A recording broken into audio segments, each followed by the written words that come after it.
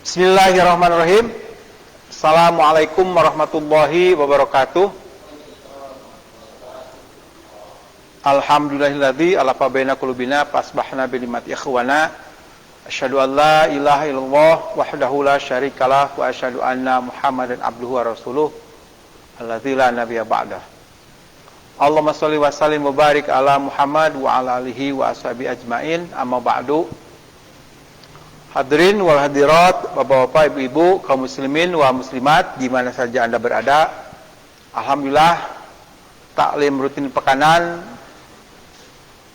mengudara kembali yang diselenggarakan oleh PKS Kota Tasikmalaya, disiarkan secara langsung dari Jalan Insinyur Haji Juanda. Untuk pekan ini insyaallah yang akan mengisi sudah hadir Bapak Ustadz Yayat, sudah berada di studio.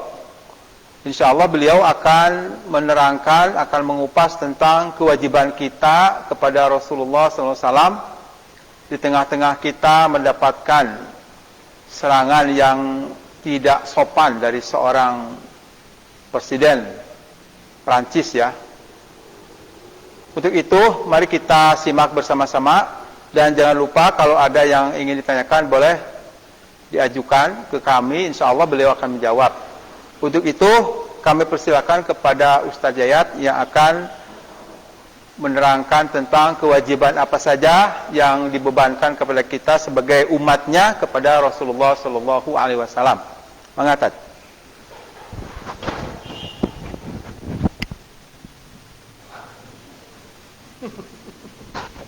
Telat kepina sekarang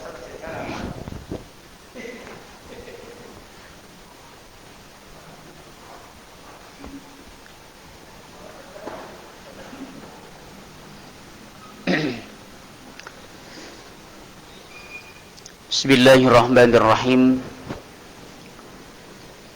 Assalamualaikum warahmatullahi wabarakatuh. Alhamdulillahi rabbil alamin, alladzi arsala rasulahu bil huda wa dinil haqq yadhhirahu 'ala ad-dini kullihi walau karihal musyrikun. Liyudhhirahu 'ala ad-dini kullihi wa kafa billahi syahida. Asyhadu an la ilaha illallah wahdahu la syarikalah wa asyhadu anna Muhammadan 'abduhu wa rasuluh alladzi la nabiyya ba'dah.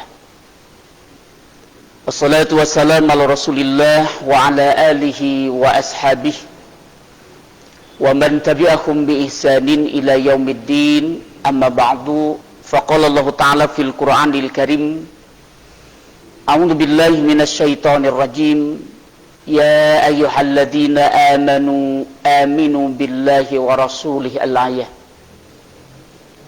Wa qala aidan qul in kuntum tuhibbunallaha fattabi'uni yuhibbukumullah wa yaghfir lakum dzunubakum wallahu ghafurur rahim. Shadaqallahul adzim wa shadaqa rasulihil karim.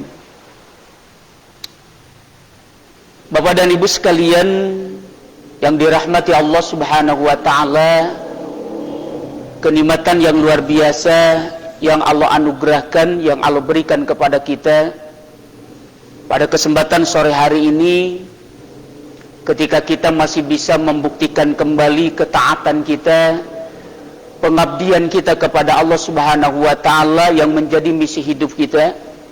Wa ma khalaqtul jinna wal insa illa liya'budun. Yang pada kesempatan sore hari ini kita bisa mewujudkannya, ya salah satunya adalah dengan melalui kajian Islam kita, melalui TRV kita setiap sore di hari Kamis ini. Dan alhamdulillah kita masih bisa istiqomah untuk mengikuti kajian ini. Mudah-mudahan apa yang kita lakukan pada kesempatan ini Allah Subhanahu wa taala mencatatnya sebagai amalan solihan, amalan makbulah, amal yang menjadi investasi kita kelak di hadapan Allah Subhanahu wa taala. Salawat dan salam mudah-mudahan senantiasa Allah curah limpahkan kepada baginda alam, qudwah hasanah kita semua, yakni habibana wa nabiyana Muhammad sallallahu alaihi wasallam, kepada keluarganya, para sahabatnya yang mudah-mudahan salawat dan salam Allah sampaikan kepada umatnya sampai akhir zaman. Tentu kita berharap mudah-mudahan Rasulullah mencatat kita, mengakui kita sebagai umatnya, dan kita semua mendapatkan syafaatul udma darinya. Amin insyaallah. Bapak dan Ibu sekalian yang dirahmati Allah Subhanahu wa taala, pada kesempatan sore hari ini saya mendapatkan amanah untuk menyampaikan satu kajian, satu materi. Sebetulnya materi ini materi yang pernah kita kaji bersama di materi liqaat kita, di UFA kita, di materi Ma'rifatul Rasul. Ada satu materi terkait dengan wajibuna nahwar Rasul. Ada satu tema terkait dengan kewajiban-kewajiban kita kepada Rasulullah sallallahu alaihi wasallam. Dan pada kesempatan ini kita ingin mencoba mereview kembali materi itu. Mudah-mudahan ini menjadi cas motivasi bagi kita semua untuk kemudian memperbaiki kembali sejauh mana kita melaksanakan kewajiban kita sebagai umatnya kepada Rasulullah SAW. Apalagi hari ini kita ada di bulan Rabiul Awal, jadikanlah momentum bagi kita, ya tentu untuk mengevaluasi kembali sejauh mana sebetulnya kita melaksanakan kewajiban-kewajiban ini kepada Rasul. Apalagi kita punya harapan, punya cita-cita yang tadi. Yang pertama, kita ingin diakui umat oleh Rasul. Kemudian yang kedua, kita berharap mudah-mudahan mendapatkan syafaatul umma dari Rasul. Nah, ketika kita menginginkan dan berharap dua hal ini, satu, Rasul mengakui kita sebagai umatnya. Yang kedua, kemudian kita mendapatkan syafaatul umma dari Rasul, yang harus kita kontrol, evaluasi sejauh mana kita melaksanakan kewajiban-kewajiban kita kepada Rasul. Karena hanya dengan itu kita akan diakui umat oleh Rasul, hanya dengan cara melaksanakan kewajiban kepada Rasul. Maka mudah-mudahan kita semua mendapatkan syafaatul umma dari Rasul ketika kita mampu melaksanakan kewajiban itu kepada Rasul.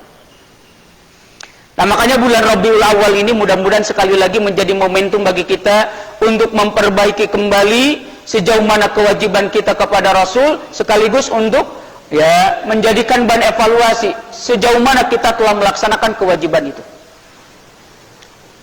Ada beberapa kewajiban-kewajiban kita kepada Rasul. Yang pertama terkait dengan materi wajibuna nahwa Rasul, tentang kewajiban-kewajiban kita kepada Rasul. Yang pertama yang perlu kita catat, kewajiban yang pertama terhadap Rasul adalah al-imanu bihi. Kewajiban kita yang pertama kepada Rasul adalah sejauh mana kita mengimani Rasul. Nah, makanya di bulan Rabiul Awal ini perlu kita evaluasi lagi sejauh mana kita mengimani Rasul. Karena ini kewajiban yang sangat urgen, makanya disimpan di urutan yang pertama. Terkait dengan wajibuna nahwa Rasul. Terkait dengan kewajiban-kewajiban kita kepada Rasul, yang pertama ada al-imanu bihi, mengimani Rasul. Tentu adalah mengimani rukun iman yang 6, kita perbaiki lagi. Makanya dalam muqaddimah, tadi saya bacakan satu ayat di dalam Al-Quran, sebetulnya ayatnya itu panjang, yang ada di surat 4, ayatnya ayat yang ke-136. Boleh bapak-bapak dan ibu-ibu sekalian membuka ayatnya, supaya kita lebih itmi'nan bahwa apa yang saya sampaikan dasarnya jelas adalah Al-Quran, yang kata Allah dzalikal kitabul la raiba fih, di mana sumbernya Al-Quran, ma'qul tidak ma'qul, logik tidak logik, jangan kita ragukan. Itulah seorang mukmin. Sami'na wa ata'na. Nah, Allah Subhanahu wa taala berfirman di dalam Al-Quran di surat 4, surat An-Nisa ayat 136. A'udzubillahi minasyaitonir rajim. Ya ayyuhalladzina amanu aminu billahi wa rasul. Kata Allah, wahai orang-orang yang beriman, berimanlah kalian kepada Allah, berimanlah kalian kepada Rasulnya. Berimanlah kalian terhadap Al-Quran dan kitab sebelum Al-Quran. Kemudian di ujung ayat itu Allah menegaskan, wa may yakfur billah wa malaikatihi wa kutubihi wa rusuli wal yaumil akhir faqad dhalla dhalalan ba'ida. Ada satu hal yang harus kita garis bawahi di ayat ini. Kenapa sih Allah menyuruh orang yang beriman untuk beriman lagi? Lihat redaksi ayatnya. Ya ayyuhalladzina amanu aminu billahi wa rasulih. Baik orang-orang yang beriman, kata Allah, berimanlah kalian kepada Allah dan Rasulnya. Kenapa sih orang-orang yang beriman disuruh untuk beriman lagi? Perlu kita ingat, perlu kita catat, iman ini kan fluktuatif. Ada pasang surutnya. Dan itulah yang dinyatakan oleh Rasulullah dalam hadisnya, al-imanu yazidu wa yankusu. Iman itu kadang ada di atas, kadang ada di bawah, ada eksisnya, kadang ada krisisnya, dan dampaknya kita bisa merasakan itu. Ketika iman lagi eksis, lagi yazid, lagi bertambah, lagi bagus-bagusnya, insya Allah mungkin Bapak Ibu sekalian bisa mengikuti kajian Islam sore hari ini. Sholat malam bisa kita jaga, tilawah Quran bisa kita jaga. Ketika iman kita lagi yazid, tetapi ketika iman lagi yankus, ketika iman sedang terjadi degradasi, ketika iman kita sedang lemah, dampaknya juga kita bisa merasakan. Baca Al-Quran malas luar biasa, tilawah Al-Quran begitu malas, sholat malam mungkin banyak ditinggal, ada kajian TRP, jangankan mungkin mau mengikutinya, malas luar biasa. Nah inilah ketika iman lagi yankus. Makanya kata Rasulullah, zaddidu imanakum, coba perbaiki iman kalian. Dan Rabiul Awal ini sebetulnya adalah momentum bagi kita untuk memperbaiki keimanan kita. Tentu terhadap arkanul iman yang 6, spesifiknya kita berbicara tentang kewajiban kita terhadap Rasul. Yang pertama, tentang mengimani Rasulullah SAW. Makanya kenapa kemudian Allah menegaskan di ujung ayat di surat An-Nisa tadi, kata Allah, kalau kalian ingkar terhadap rukun iman yang 6, maka kata Allah, faqad dhalla dhalalan ba'ida, sungguh dia sudah tersesat dalam kesesatan yang sangat jauh. Nah, ketika kita berbicara tentang iman kepada Rasulullah, spesifiknya kepada Nabi Muhammad SAW, dan Rabiul Awal adalah momentum bagi kita untuk memperkokoh kembali, menguatkan kembali, memperbagus kembali keimanan kita kepada Rasulullah SAW. Tanamkan dalam dada, tidak boleh ragu bahwa Rasulullah SAW, bahwa Nabi Muhammad adalah Nabi yang terakhir. Ini yang harus kita kuatkan. Jadi terkait dengan kewajiban yang pertama kepada Rasul, wajibunan nahwar Rasul yang pertama adalah al-imanu bihi, mengimani Rasul. Apa Ustaz yang harus kita imani tentang Rasulullah? Tanamkan dalam dada, tidak boleh ada keraguan bahwa Rasulullah Nabi Muhammad adalah Nabi yang terakhir, tidak ada Nabi setelah itu. Inilah persoalan yang sangat uren, sangat asasi, dan Rasul telah mengingatkan kita bahwa kelak di akhir zaman, kata Rasulullah SAW, akan muncul dan banyak nabi-nabi palsu, orang-orang yang mengaku Nabi dan Rasul. Dan fakta apa yang Rasul sampaikan hari ini luar biasa, dan di Indonesia paling banyak. Bahkan di Indonesia, Masya Allah, sampai ada seorang perempuan mengaku Nabi, mengaku Rasul, padahal dalam sejarah nggak ada Nabi Rasul adalah perempuan. Kita semua akan mengenalnya. Terjadi ketika di masa-masa ya tahun 99 lah, yaitu ada seorang perempuan namanya adalah Lia Eden, ya, karena dia mengaku Nabi, yang lain bilang Lia Eden. Ketika saya mengkaji ajarannya, ternyata memang ajaran kolaborasi, jadi semua ajaran agama ada.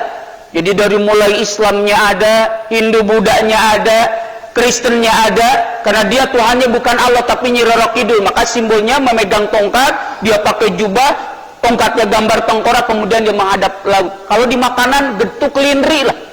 Jadi ajaran yang serba ada. Bahkan anaknya katanya jelmaan daripada Nabi Isa alaihissalam. Masya Allah, ini pita-pita agama yang luar biasa. Ada lagi Ahmad Musaddiq. Sederet begitu orang-orang yang mengaku Nabi dan Rasul, dan di Indonesia ternyata paling banyak. Dan ini sudah diingatkan oleh Rasulullah SAW. Ingat bahwa di akhir zaman kelak akan muncul nabi-nabi palsu. Dan apa yang disampaikan Rasulullah ternyata luar biasa, karena memang wa may yantiqu 'anil hawa in huwa illa wahyun yuha.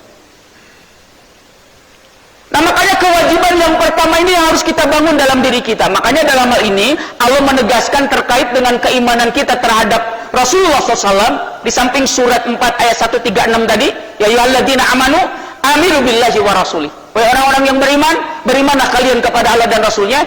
Kemudian Allah menegaskan di surat 33. Boleh Bapak Ibu sekalian dibuka lagi Qurannya, yang ada mushaf Qurannya. Di surat 33, nama suratnya adalah Al-Ahzab, di ayat yang ke-40.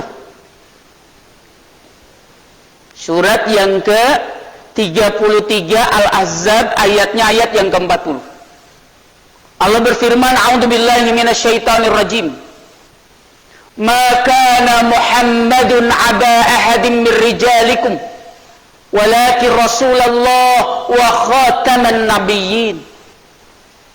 Jadi di surat 33 ayatnya ayat yang ke-40.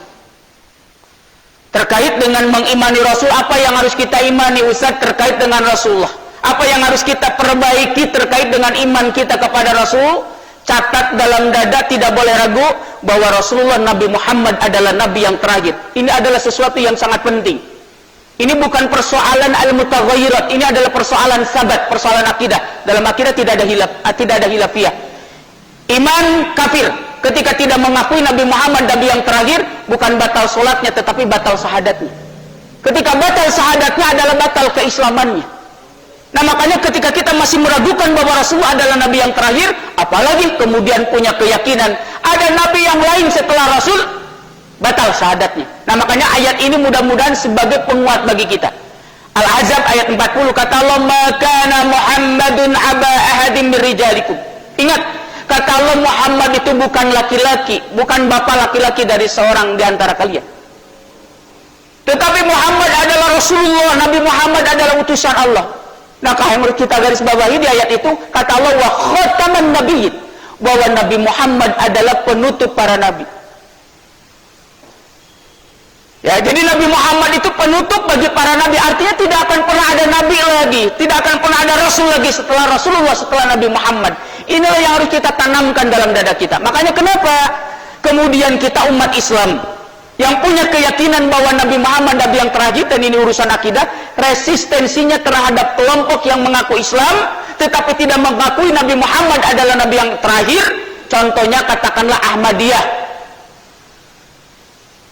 Jadi dengan Ahmadiyah resistensi kita begitu tegas, keras. Kenapa? Karena persoalannya bukan masalah furu', bukan persoalan al-mutaghayyirat.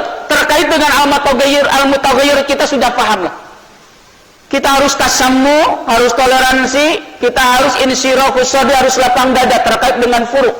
Tetapi ini bukan persoalan furu', persoalan akidah. Dalam akidah tidak ada khilafiyah, iman kafir. Makanya kenapa kemudian resistensi kita terhadap kelompok Ahmadiyah begitu tegas? Karena mereka mengaku Islam tetapi mereka tidak mengakui Nabi Muhammad adalah Nabi yang terakhir. Padahal dalam akidah Islam Nabi Muhammad Nabi yang terakhir. Sebetulnya para ulama sudah memberikan kelonggaran kepada mereka. Dengan bahasa toleransi kita mungkin ya, silakan mau bikin agama yang lain, tapi jangan mengaku agamanya Islam. Karena dalam ajaran Islam Nabi Muhammad Nabi yang terakhir, bukan kemudian punya keyakinan bahwa pemimpinnya Mirza Ghulam Ahmad adalah sebagai ganti dari Nabi. Ini kan kekeliruan yang luar biasa. Nah makanya Rabiul Awal, bulan yang sangat bersejarah ini, jadikanlah momentum bagi kita untuk memperbaiki kembali sejauh mana sih sebetulnya kewajiban kita kepada Rasul. Nah makanya yang pertama adalah al-imanu bihi, kuatkan kembali keimanan kita kepada Rasul. Ayatnya sudah jelas tadi, Allah mengingatkan kita, ya ayyuhalladzina amanu aminu billahi wa rasulih. Wahai orang-orang yang beriman, berimanlah kalian kepada Allah, berimanlah kalian kepada Rasul. Apa yang harus kita imani tentang Rasul? Tanamkan dalam dada, tidak boleh ragu. Rasulullah Nabi Muhammad adalah Nabi yang terakhir. Al-Ahzab ayat 40 landasan dalilnya. Makana Muhammadun aba ahadin birijalikum walakin Rasulullah wa khataman nabiyyin. Ketika kita masih meragukan itu, hati-hati, ini urusan iman. Allah akan pertanyakan keimanan kita. Ya, nah makanya kenapa kemudian Allah mengingatkan kita terkait dengan iman di surat Al-Baqarah ayat 8. Wa minan nasi may yaqulu amanna billah wa bil yaumil akhir wa ma hum bimumin. Mudah-mudahan ayat inilah ayat yang senantiasa menjadi kontrol kita. Menjadi bahan introspeksi kepada kita. Kalau selama ini dengan amal soleh yang ada, dengan ketaatan ibadah yang ada, kita telah merasa beriman begitu kepada Allah, beriman kepada rukun iman yang 6. Seperti yang digambarkan di surat Al-Baqarah di awal-awal di ayat 8 itu. Wa minan nasi may yaqulu amanna billah wa bil yaumil akhir wa ma hum bimumin. Di antara manusia kata Allah, ada manusia yang telah mengaku kami beriman kepada Allah, kami beriman kepada hari akhir, tapi lihat ujung ayat, wa ma hum bimumin, kata Allah, bohong, kamu itu tidak beriman. Allah tidak mengakui keimanan orang ini. Naudzubillah, kalau selama ini kita telah merasa beriman tetapi Allah tidak mengakui keimanan kita. Atau seperti yang digambarkan di surat 49 Al-Hujurat di ayat yang ke-14. Bahkan ayat yang ke-14 di surat 49 ini ada asbabun nuzulnya. Jadi diceritakan ada serombongan Arabi, orang Arab Baduy yang jauh dari tata krama, dari adab. Ya, orang kampung ceritanya begitu. Datang menghadap Rasulullah dengan suara yang lantang. Saya beriman kepada Muhammad, saya beriman kepada Rasul, saya beriman kepada Rasul. Rasul hanya terdiam. Tidak lama kemudian Allah menurunkan ayat itu. Qalatil a'rabu amanna. Qul lam tu'minu walakin qulu aslamna. Katakan Muhammad, kalian itu belum beriman, tapi katakan baru berislam, karena iman belum masuk ke dalam hati kalian. Substansinya sama dengan Al-Baqarah tadi. Ada manusia yang mengaku beriman, tetapi Allah tidak mengakui keimanannya. Nah, oleh karena itulah sekali lagi, inilah yang pertama yang harus kita perbaiki sejauh mana sebetulnya kita melaksanakan kewajiban kita kepada Rasul. Yang pertama adalah al-imanu bihi. Karena hanya dengan melaksanakan kewajiban-kewajiban kita kepada Rasul, mudah-mudahan kita diakui umat oleh Rasul dan kita semua mendapatkan syafaatul udma dari Rasul. Tetapi kalau jelek iman kita kepada Rasul, jangan harap kemudian kita diakui umat, kemudian kita mendapatkan syafaatul udma dari Rasul. Makanya ini yang harus kita perbaiki kembali. Jadi yang pertama, sekali lagi, kewajiban kita kepada Rasul adalah al-imanu bihi, mengimani Rasul. Ayatnya tadi sudah kita sampaikan, sudah kita bahas. Tapi yang kedua, apalagi kewajiban kita kepada Rasul? Apa sih wajibuna nahwa Rasul? Yang kedua adalah mahabbatuhu, mencintainya. Jadi sekali lagi, wajibuna nahwa Rasul yang kedua setelah al-imanu bihi, mengimaninya, yang kedua adalah mahabbatuhu, sejauh mana kita mencintai Rasul. Dan bulan Rabiul Awal ini adalah momentum untuk kita yang tadi memuhasabatun nafsi, untuk kita introspeksi. Apalagi kita punya harapan dan cita-cita tadi ingin diakui umat oleh Rasul, ingin mendapatkan syafaatul udma dari Rasul. Coba tanya kewajiban yang kedua, sejauh mana sih kita mencintai Rasul? Dan mencintai Rasul ini juga terkait dengan keimanan, tentang akidah. Karena di dalam surat Al-Baqarah di ayat 156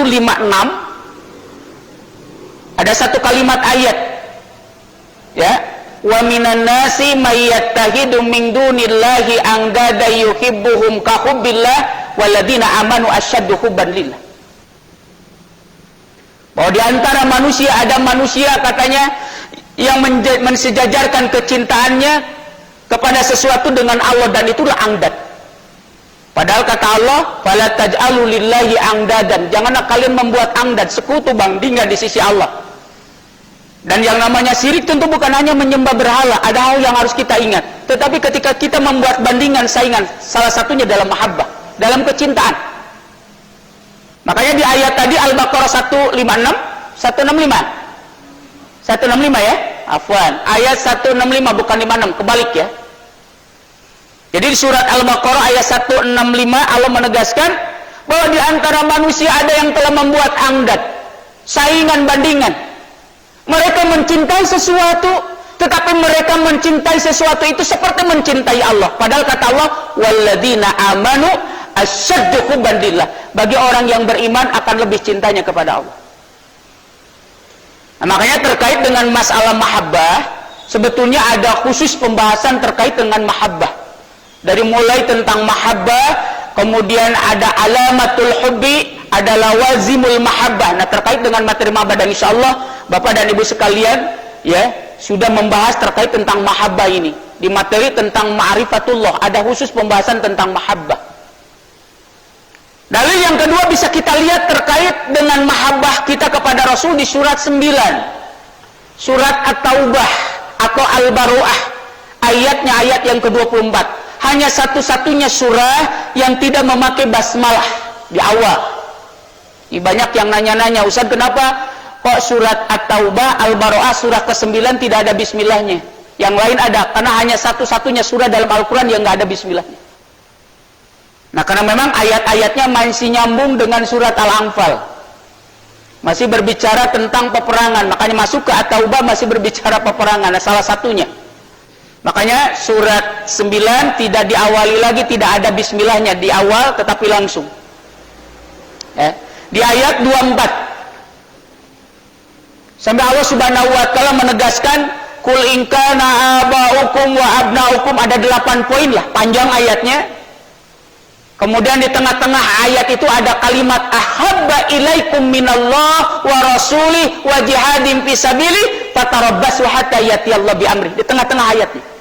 Karena yang kadang-kadang mengganggu kecintaan kita kepada Allah, Rasul, jihad itu yang mengganggu, yang kemudian kita kadang-kadang ya terkalahkan kecintaan yang 3 tadi dengan 8 poin ini.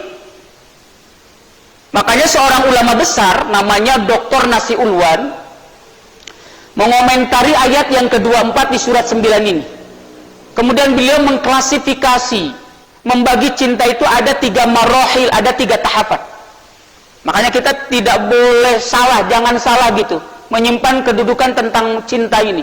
Makanya yang pertama ada yang disebut dengan mahabbatul ula. Jadi ada yang disebut dengan mahabbatul ula. Untuk siapa mahabbatul ula yang harus kita nomor satukan, yang harus kita prioritaskan? Allah, Rasul, jihad, itulah mahabbatul ula. Jadi kata Dr. Nasirulwan, ada yang disebut dengan mahabbatul ula. Yang kedua ada yang disebut dengan mahabbatul wusta. Cinta pertengahan untuk siapa? Untuk yang 8 poin itu yang digambarkan di surat 9 ayat 24. Ada 8 poin. Mencintai orang tua, anak, keluarga, istri, ya. Ya, ada 8 poin lah. Ya, coba nanti Bapak dan Ibu sekalian dibuka mushafnya, lihat surat 9 ayat 24, ada 8 poin yang kadang-kadang mengganggu kecintaan kita kepada Allah, Rasul, dan jihad. Makanya kita mudah-mudahan bisa menempatkan. Makanya ada mahabbatul ula, ada yang cinta harus kita nomor satukan, kita prioritaskan untuk siapa? Allah, Rasul, dan jihad. Ini untuk nomor 1. Adapun mahabbatul wusta itu harus dibawa Allah, Rasul, dan jihad. Disebut dengan mahabbatul wusta. Ada 8 poin. Yang ketiga ada yang disebut dengan mahabbatul adna. Cinta yang di bawah begitu.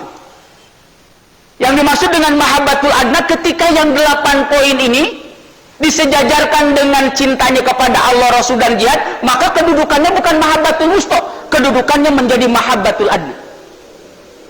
Paham ya insyaallah sampai sana. Jadi ada mahabbatul ula, Allah, Rasul, jihad, mahabbatul wusta untuk yang 8 poin, mahabbatul adna. Nah, ketika mahabbatul wusta ini yang 8 poin disejajarkan dengan cinta kita kepada Allah, Rasul, dan jihad, kedudukannya bukan mahabbatul wusta lagi, tapi menjadi mahabbatul adna. Nah, makanya Allah mengingatkan tadi di Al-Baqarah, wa minan nasi mayyatahidu min dunillahi andada yuhibbuhum kahubbillah. Nah, kadang-kadang kita membuat andad cinta kita pada Allah, Rasul, jihad itu dengan 8 poin tadi. Padahal kata Allah, walladzina amanu asyaddu hubban lillah. Bagi orang yang beriman harus lebih cintanya kepada Allah. Nah, makanya di surat At-Taubah bukan hanya kepada Allah, Rasul, jihad tambahannya. Sampai Allah Subhanahu wa taala menegaskan, kan, andaikan yang 8 poin itu kalian lebih cintai daripada Allah, Rasul, dan jihad, Allah kan memberikan ancaman, fatarabbasu hatta yatiyallahu bi amri. Tunggu saja urusanku, maksudnya murka Allah, laknat Allah, azab Allah yang Allah akan timpakan. Ketika kita masih mencintai begitu, yang 8 poin itu dilebihkan daripada cinta kita kepada Allah dan Rasul. Tidak salah kita seorang anak mencintai orang tua kita. Bahkan seharusnya. Makanya banyak Rasulullah SAW memberikan motivasi kepada kita. Banyakkan hadisnya. Sampai kata Rasulullah, ridallah fi ridal walidain wa suhtullah fi suhtil walidain. Kan begitu dalam hadis itu. Bahwa ridho Allah itu ada dalam keriduan orang tua, murka Allah juga begitu. Bahkan kata Rasulullah, al-jannatu tahta aqdamil ummahat. Surga itu ada di bawah telapak kaki ibu. Mananya ingat ya, mananya bukan hakiki majazi. Kalau nanti pulang dari kajian langsung datangin uminya, mamanya, begitu ya, emaknya, minta dilihat kakinya, kata Ustaz ada surga yang ada romehan. Karena mananya bukan mana hakiki tapi majazi. Artinya ketika berbuat baik kepada orang tua, terlebih adalah ibu, maka jalan surga itu semakin dekat. Itu maksudnya. Preventifnya di surat Al-Isra sampai kata Allah, fala taqul lakum ma'uf, bilang saja sudah nggak boleh. Apalagi sampai ngata-ngatain. Ya, bilang bahasa yang kasar, anjing, begitu, goblok sama orang tua, apalagi sampai memukul, menendang, mengusir, kayak di sinetron gitu ya, lagi hujan gede gitu, diusir ibunya, Masya Allah. Ini termasuk al-kabair. Makanya dalam hadis Rasul menyebutkan isnani yu'azziluhuma fid dunya. Ada dua perkara yang kontan akibatnya di dunia, bukan hanya di akhirat, di dunia. Satu al-bagyu, orang yang suka lacut, yang lacur. Makanya pezina jangan di akhirat akibat dosanya. Di dunia Allah akan berikan. Salah satunya ada HIV AIDS itu. Sampai sekarang kan medis sampai kebingungan bagaimana solusinya. Ya, bagaimana solusinya kan? Luar biasa. Karena ini penyakit laknat. HIV AIDS itu penyakit laknat. Makanya sampai sekarang belum diketemukan bagaimana solusi dari penyakit ini, karena penyakit laknat di dunia. Kedua adalah uququl walidain, orang yang durhaka kepada orang tua. Makanya banyak ya kasus-kasus di zaman Rasul, bahkan banyak fakta-fakta kasus sekarang ya terkait dengan yang tadi, luar biasa. Sampai di dalam beberapa risalah banyak ada kasus-kasus atau kisah-kisah nyata karena jeleknya atau buruknya berbuat baik kepada orang tua, kemudian ada yang dijadikan ikan pari kan, yang dijadikan kayak kanguru begitu. Yang kasusnya di Oman apa di mana itu?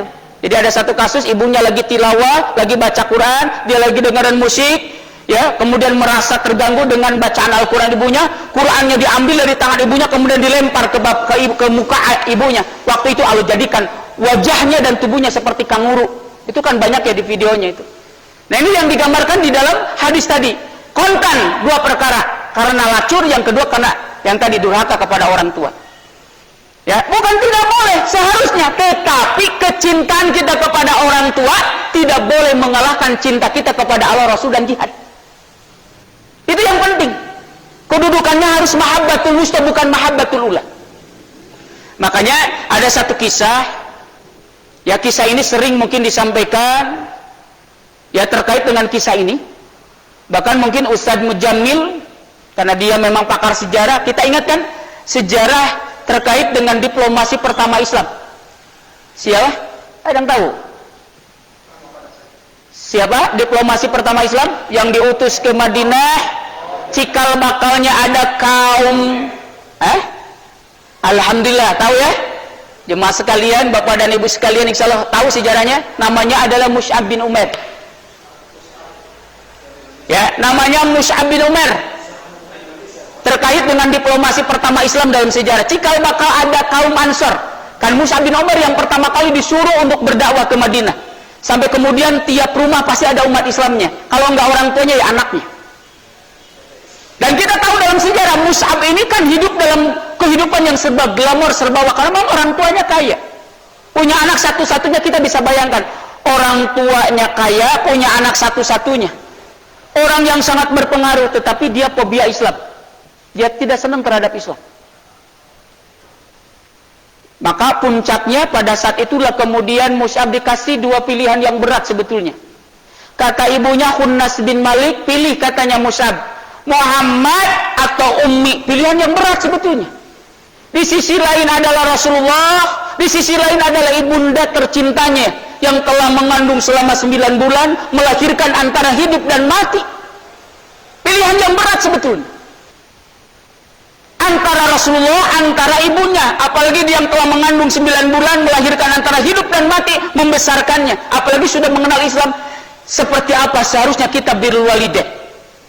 Tetapi persoalan yang sangat mendasar kan? Ternyata Mus'ab dalam sejarah dia lebih memilih cintanya kepada Rasulullah SAW. Sampai diusir oleh ibunya, harta pakaian yang dia sedang pakai harus dicopot, harus dibuka. Sampai dalam sejarah Mus'ab bin Umair itu lari ke tempat sampah, dia ambil pakaian yang sudah banyak tambalnya, sudah bau usang begitu. Luar biasa dalam sejarah itu digambarkan. Makanya di dalam sejarah Sahabiyah, 60 karakteristik sahabat Rasul itu disimpan di urutan yang pertama tentang sejarah Mus'ab ini. Ini cerminan mungkin orang-orang yang telah melaksanakan kewajibannya kepada Rasul. Apa? Mahabbatul, lihat seperti itulah para sahabat, kecintaannya kepada Rasulullah SAW. Nah, tinggal kita tanya sejauh mana kita mencintai Rasul ya. Konteks hari ini nanti kita bahas di belakang. Lihat bagaimana Umar bin Khattab, Abu Bakar Siddiq kecintaannya kepada Rasulullah SAW. Makanya ketika diinformasikan Rasul meninggal, memang Rasul meninggal. Umar bin Khattab karena cintanya kepada Rasul tidak sadar dia. Sampai dia mengancam, membuka pedang dari sarungnya, Dia mengatakan, siapa yang menyatakan Muhammad kekasih ummati meninggal wafat, saya akan tebas lehernya. Dia nggak sadar begitu. Padahal Rasulullah betul meninggal, Rasul wafat, karena kecintaannya kepada Rasulullah SAW begitu besar, luar biasa. Dia tak sadar bahwa Rasul wafat, rasanya nggak wafat. Sampai ketemu dengan sahabat Abu Bakar, dibacakan satu ayat, apa bedanya katanya Muhammad dengan nabi-nabi yang lalu? Kalau nabi yang lalu wafat, Rasul wafat, wajar. Apakah kamu ingin kembali lagi kepada kekafiran? Sampai kemudian dia menangis. Kenapa saya lupa katanya terhadap ayat tadi? Ini menggambarkan bagaimana kecintaan begitu ya para sahabat kepada Rasulullah SAW. Ya, luar biasa lah, banyak di dalam sejarah terkait dengan bagaimana kehebatan kecintaan para sahabat kepada Rasul. Bahkan ada satu riwayat, ketika suatu saat Rasulullah mau pergi ke medan laga, mau jihad, mau perang, ceritanya. Kemudian Rasul menyatakan, siapa yang pernah saya cambuk, saya pukul, ya, saya cubit, karena saya tidak tahu, mungkin di medan laga saya akan wafat, ya, kena hunusan pedang atau kena panah. Kalau ingin mengkisos saya, ini waktunya untuk mengkisos saya. Para sahabat semuanya terdiam. Siapa yang berani begitu ya membalas Rasul, mengkisos Rasul? Tapi ternyata ketika di kandingan itulah ada seorang sahabat yang mengacungkan tangannya. Saya ya Rasulullah pernah saya dipukul dan hari ini saya ingin membalas, katanya begitu. Sampai Umar bin Khattab itu melotot. Abu Bakar menangis. Ismarepe gitu Umar bin Khattab mengesgergetun kata sahabat gitu. Karena memang karakternya begitu kan Umar itu. Sampai Umar, Abu Bakar, Sayyidina Ali pasang badan, ya Rasulullah, biar saya yang dipukul, jangan engkau wahai Rasulullah, karena kecintaan yang luar biasa. Biar saya yang dipukul. Sampai kata Rasulullah, apakah kamu ingin menanggung azab Allah kepadaku nanti di akhirat? Ini adalah dosa satu, kata Rasulullah. Silakan saya pukul. Kemudian kata sahabat ini, ya Rasulullah, ketika saya dulu dipukul, perut saya tidak ada yang menghalanginya, jadi tidak ada kain, jadi mungkin kelihatan gitu ya, pakaiannya tersingkap. Ku Rasul dipukul begitulah. Walaupun Rasul mungkin tidak sengaja, kita juga suka begitu kan. Kalau ada ikhwah terbuka kancingnya, perutnya kelihatan, apalagi yang agak besar gitu perutnya, nonjol, dikepuk begitu. Iseng lah begitu Rasul. Tetapi kemudian kalau itu kemudian menjadi hal yang berat nanti kelak di akhirat, silakan katanya balas. Itu Umar luar biasa, semakin wajahnya merah, sudah mengepalkan tangan di sahabat, berget begitu. Oh begitu kata Rasulullah ya. Kemudian Rasul memperlihatkan begitu perutnya, tidak ada terhalang kain, yang putih luar biasa. Kemudian sahabat ini bukan kemudian memukulnya, malah dia menciumi ya perut Rasulullah yang putih itu, sampai para sahabat semuanya menangis. Begitu pada saat itu dikira mau dipukul, ternyata ketika diperlihatkan bukan dipukul, dia ciumin. Kemudian dia minta kepada Rasulullah SAW, ya Rasulullah, mungkin saya hari ini terakhir ketemu denganmu di dunia, tapi aku tidak akan pengen begitu bahwa nanti di akhirat masuk surga dan bersamamu kelak di surga. Kemudian Rasul mengaminkan, kamu akan bersamaku kelak di surga. Dan ternyata izin Allah, sahabat yang menciumi perut Rasul tadi meninggal syahid di jalan Allah Subhanahu wa taala. Itulah gambaranlah sederet tentang bagaimana sahabat-sahabat Rasul mencintai Rasulullah. Yang Ustaz sering kisahkan tentang Ibnu Saibah, contoh yang terakhir. Terkait dengan Ibnu Saibah ya. Ada yang masih ingat tentang sejarah Ibnu Saibah? Ini ceritanya Ibnu Saibah ini kan di perang Uhud, yang gugur semuanya. Jadi ceritanya perang Uhud ini kan perang konspirasi kekuatan batil cerita. Dari mulai kafir Quraisy, kemudian Yahudi yang diusir oleh Rasul di Madinah, Yahudi yang ada perjanjian dengan Rasul yang ada di dalam tetapi berkhianat, belum lagi orang-orang munafik, Abdullah bin Ubay bin Salul yang tadinya ada 1000, kemudian 300 kembali lagi karena provokasi orang munafik ini kan. Terjadilah peperangan, kemudian ada indisipliner, orang-orang atau para sahabat yang ada di Jabal Uhud tidak boleh turun, ada 40-nya, 30 turun kan, tinggal 10. Khalid bin Walid waktu itu masih kafir, bahkan yang memimpin, yang menjadi komandan kafirnya adalah Khalid bin Walid, memang dia ahli perang begitu. Terjadilah peperangan, tetapi sebelum terjadi peperangan, dari kejauhan sudah terdengarkan derap kuda begitu, kaki kuda. Kemudian suaminya Ibnu Saibah namanya adalah Sa'ad, dibangunkan.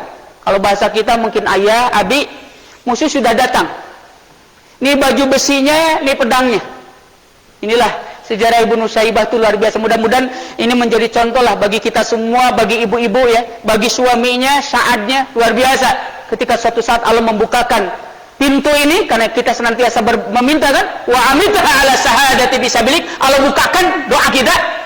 Mudah-mudahan kita menjadi keluarganya Ibnu Syaibah. Dibangunkan, ketika dibangunkan kata suaminya, kenapa Umi yang pertama kali dengar katanya derap kuda musuh bukan saya. Kemudian Rasul melihat dari kejauhan dengan tersenyum, melihat mungkin satu keluarga yang sudah mempersiapkan istrinya pakaian besinya dan pedangnya. Rasul hanya tersenyum. Kemudian kata istrinya, kata Ibnu Syaibah kepada suaminya, kalau bahasa kita mungkin ya, Abi, jangan pulang sebelum Islam menang. Itulah Ibnu Syaibah.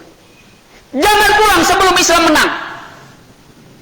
Berangkatlah suaminya ke medan laga, ditakdirkan oleh Allah gugurlah dia sebagai syuhada.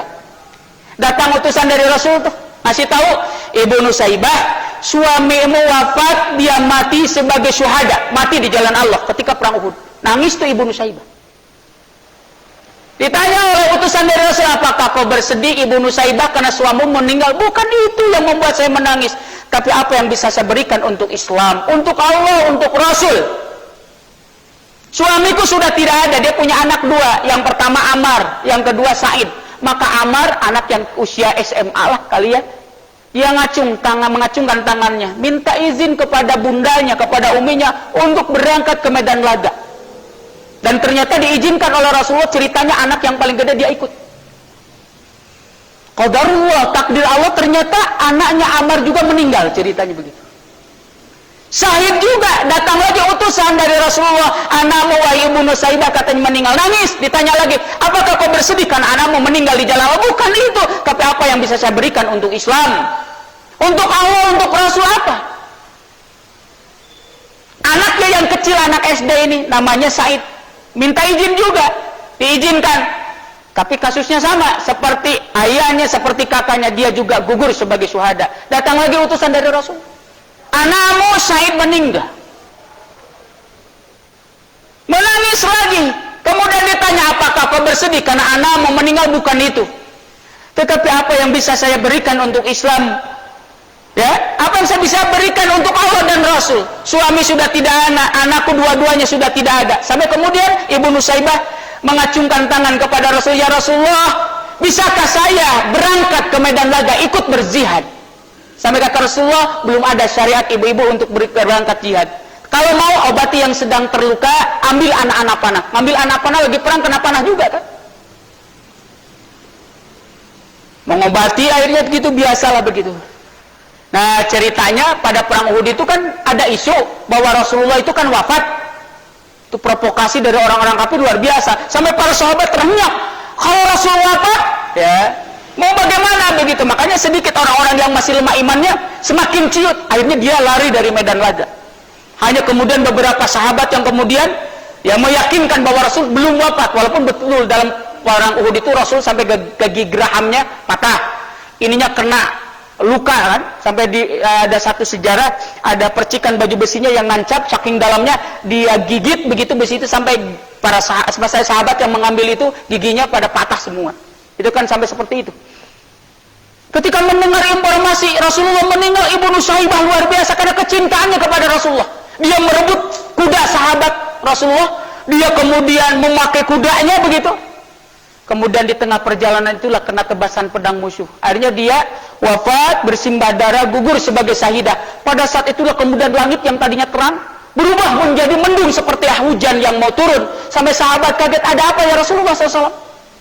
Ada apa? Kemudian Rasul ngasih tahu, wahai sahabatku, para malaikat katanya ribuan datang ke planet bumi untuk menyambut ruhnya Ibnu Syaibah. Lihat bagaimana begitu ya, mereka para sahabat yang mencintai Rasulullah SAW. Karena ini kewajiban kita. Ya, wajibunan nahwa Rasul yang kedua adalah mahabbatu. Nah, bagaimana Ustaz bagi kita? Ketika Rasul secara fisik mungkin sudah tidak ada, tapi kita ingin membuktikan cinta kita kepada Rasul. Betul, di zaman Rasul sampai seperti itu para sahabat, karena memang fisiknya ada. Tetapi bagaimana kita membuktikan cinta kita kepada Rasul dalam konteks hari ini? Kita belum pernah begitu melihat Rasul, tetapi kita ingin membuktikan cinta kita kepada Rasul. Kalau cinta Rasul kepada kita jangan tanya ya. Rasul mau wafat saja luar biasa. Yang dia panggil ummati, ummati, ummati kita. Tinggal mau kita dicintai oleh Rasul, sejauh mana kita mencintai Rasul. Sampai ketika dibangunkan nanti begitu ya, di Yaumul Zajah yang pertama kali ditanyakan adalah kita. Ummati aina ummati, yang ditanyakan adalah kita. Bahkan mungkin ihwa dan akhwat sekalian, ibu dan bapak sekalian yang dirahmati Allah, pernah kita mendengar sejarah, bahkan kemarin juga kita dengarkan sejarah yang disampaikan oleh para kiyadah kita ketika peringatan Maulid Nabi, yang disampaikan oleh Syekh Ali Jabir juga luar biasa, kisah ketika suatu saat Rasulullah ya sampai berlinang air mata, menangis begitu di hadapan para sahabat. Aku rindu dengan ihwanku, kata Rasulullah. Sampai para sahabat ada kecemburuan, siapa ihwanmu? Apakah ini bukan ihwanmu wahai Rasulullah? Bukan, kau adalah sahabatku. Kalau begitu siapa ihwanmu? Kemudian Rasul dengan menangis menundukkan kepalanya, dia menangis. Aku rindu dengan ihwanku. Ternyata adalah orang-orang yang datang setelahku. Dia pun belum pernah melihat wajahku, belum pernah bertemu denganku, tetapi dia mencintaiku. Kemudian dia beramal ya sekuat mungkin mengikuti jejak langkahku. Jangan tanyalah kalau kecintaan Rasul kepada kita. Tetapi kita sejauh mana mencintai Rasul. Rasul begitu cintanya kepada kita. Nah, makanya untuk membuktikan cinta kita kepada Rasul, satu adalah iktsarus sholawat, perbanyak bacaan sholawat. Apalagi besok hari Jumat, karena untuk hari Jumat ada hadis khusus. Bahkan para ulama banyaklah di YouTube menyampaikan tentang keutamaan hari Jumat.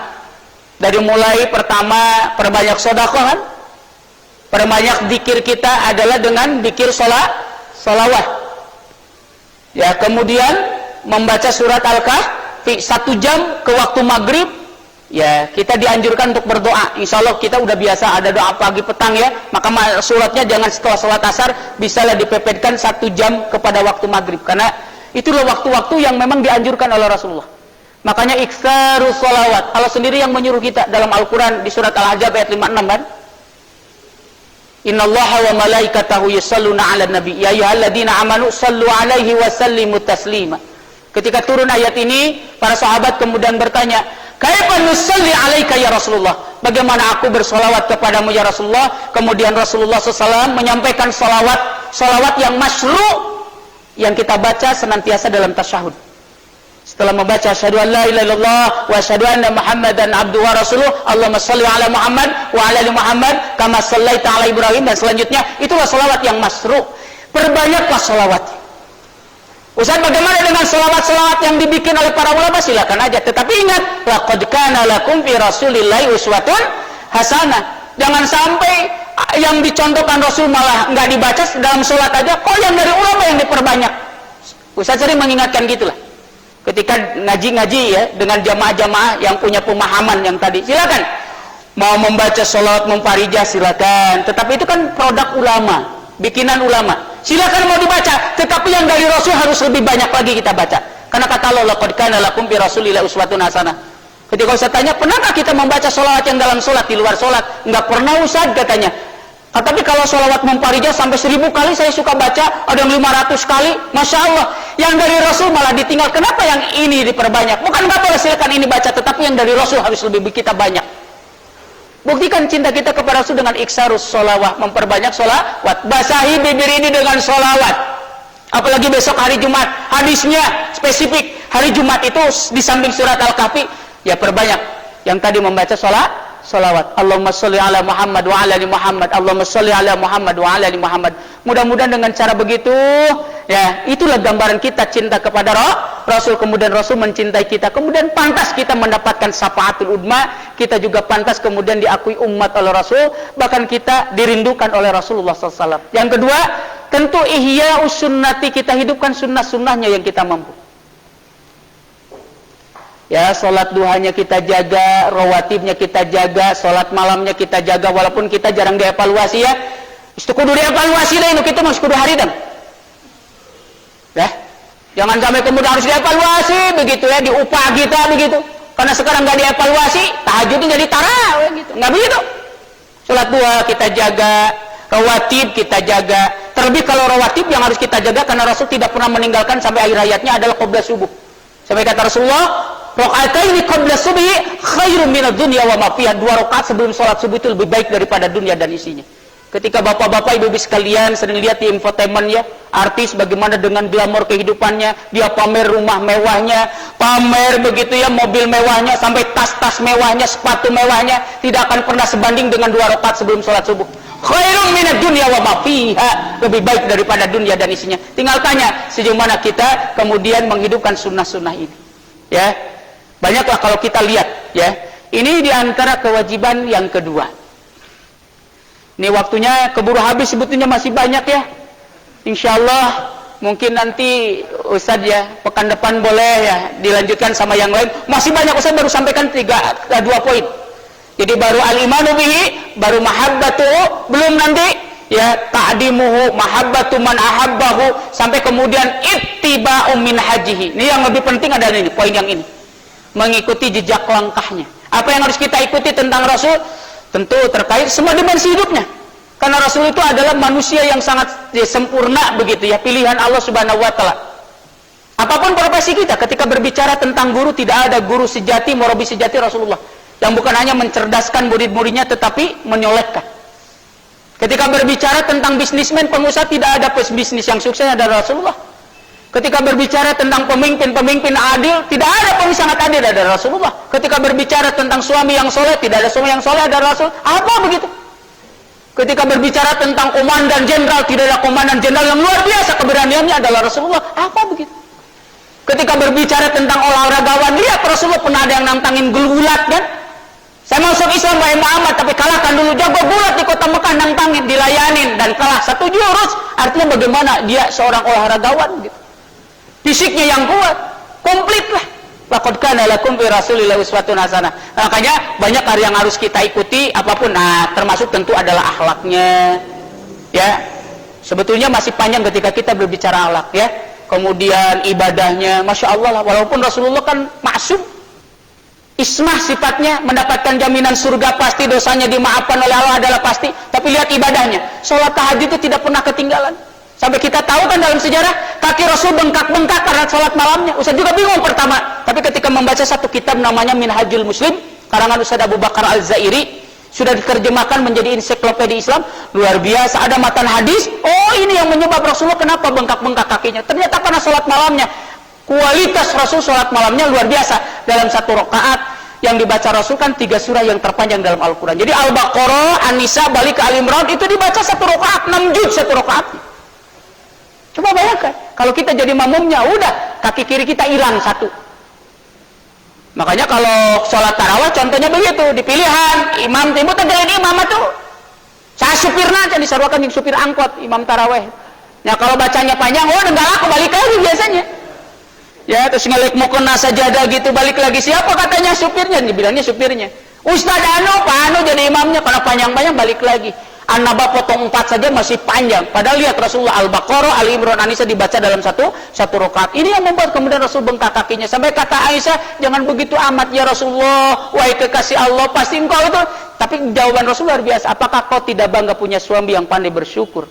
Itulah ya Rasulullah SAW. Makanya sekali lagi, sejauh manalah kita ya melaksanakan kewajiban kita kepada Rasulullah. Pun Ustaz baru sampaikan 2 poin ya.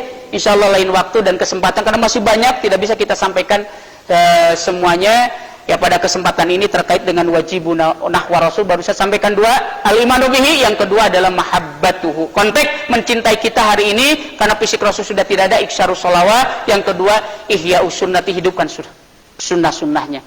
Tapi mungkin itu yang bisa saya sampaikan. Tapi sebelumnya kalau ada yang mau bertanya berkaitan dengan nakal itu yang membunuh guru yang menghina Rasul itu hukumnya gimana? Nah itu mungkin salah satu karena memang kasusnya seperti ini pernah terjadi dulu di zaman Rasulullah terkait dengan sejarah waktu Rasul meninggal. Ada sebagian umat Islam yang mengingkari tentang ibadah zakat fitrah. Ya kemudian Abu Bakar memeranginya. Bahkan ada satu ungkapan dari sahabat, ya bahasanya mungkin tidak ada tata krama. Bilangnya bukan Rasul lagi, kamu itu cina sahabat Muhammad gitu. Padahal dia masih orang Muslim. Kemudian oleh sahabatnya dipenggal kan, sampai lapor itu orang itu kepada Abu Bakar. Emang ada masih sama begitu, diceritakan. Kalau saya yang ada di depan orang ini, maka saya sendiri yang akan. Gitu. Dia cuma bilang Muhammad, jadi tersopan gitu. Ya bilang, yang lain bilang Rasulullah, Habibana, gimana ya Rasulullah? Ini bilang, kamu tuh sahabat Muhammad gitu. Dia seorang muslim, ditebas gitu. Nah, apalagi dia ngomongkan begitu, ini bukan ini lebih lagi ya begitu ya. Bagi kita seorang muslim tentu sakit hati. Wajar kalau kemudian ada kasus begitu. Ketika kemudian orang itu menghina Rasul di hadapan dia karena keimanannya dan cinta kepada Rasul, walaupun konsekuensinya dia juga akhirnya ditembakkan ya, dipenggal saja. Mudah-mudahan ini membuat jerak begitu ya. Orang takut kalau sudah menghina Rasul. Di hadapan Ustaz gak menikah itu disikat, Ustaz disodok kemudian sarwa. Karena memang tuntutannya begitu. Ulah cicing wae mun aya gitu. Nah, ini teh pas muslim wae sikat begitulah. Ya. Karena memang tuntutannya begitu orang yang mahabbatur Rasul itu. Karena kata Rasulullah, man lam yahtam bi amril muslimin falaysa minhum. Siapa orang Islam tidak peduli lagi akan urusan orang Islam, sampai Rasul dihinakan, kita diam saja, tidak ada rasa marah dalam dada kita. Orang yang kita cintai dihinakan seperti itu. Ya. Seperti itu. Makanya bagaimana Abu Bakar, bagaimana Umar itu ya sangat tegas mensikapi orang-orang yang menghina Rasul. Ya, wallahualam bishawab. Kalau tidak ada lagi ya. Di sana enggak ada ya? Ya insya Allah karena ini materinya materi yang sudah bapak-bapak dan ibu-ibu sekalian ya terima di materi ufa kita, liqaat kita, karena di materi ma'rifatur Rasul itu ada materi tentang wajibuna nahwar Rasul. Ini mungkin sudah insya Allah dibahas semua. Ustaz hanya mengingatkan saja kembali, mereview karena di bulan Rabiul Awal menjadi bahan renungan bagi kita, karena kita ingin diakui umat Rasul, ingin mendapatkan syafaatul ummah dari Rasul, maka sejauh mana kita melaksanakan kewajiban kita kepada Rasul. Walaupun Ustaz sampaikan baru 2 poin, sebetulnya masih banyak. Aku qouli hada wa astaghfirullah li wa lakum. Assalamualaikum warahmatullahi wabarakatuh.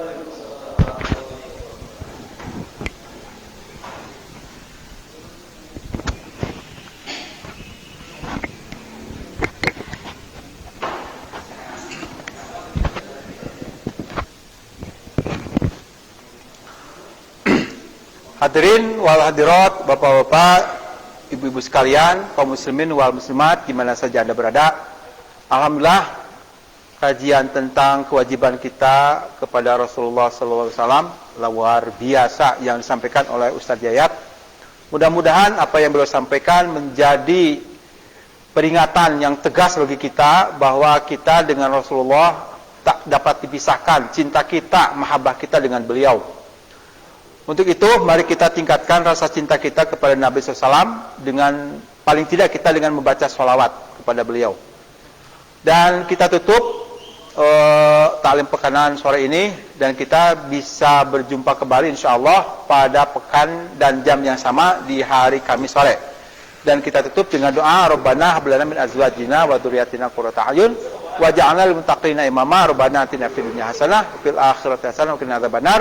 Wassalamualaikum warahmatullahi wabarakatuh.